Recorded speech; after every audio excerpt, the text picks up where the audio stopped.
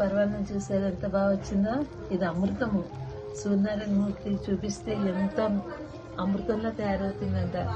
అందుకోసం ఈరోజు ఆవు పిడకలతోటి ఆవు పాలతోటి పర్వాన్నం చేసుకుని తినమంటారు.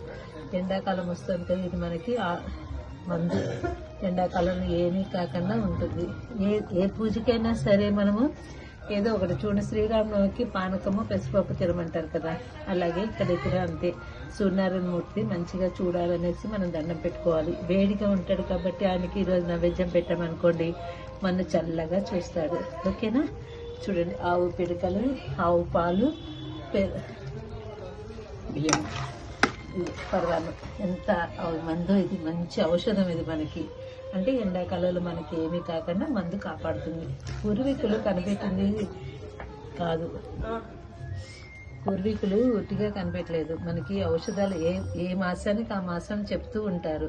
కార్తీక మాసంలో కందబచ్చలు తినమంటారు. ఎందుకు? అదొక రకమైన మందు. ఆ మందు తినమంటారు. అలాగే ప్రతి మాసానికి ఒక్కొక్కటి పెట్టారు. ఓకేనా? ఇది కూడా అలాగే సూర్యనారాయణ చూపించి తింటే మనకి మంచి మందు, ఔషధం. ఓకే అమ్మా. జయ శ్రీమన్నారాయణ. చాలా తీయగా బాగుంటుంది. మీరందరూ కూడా చేసుకొని తినండి. జయ శ్రీమన్నారాయణ.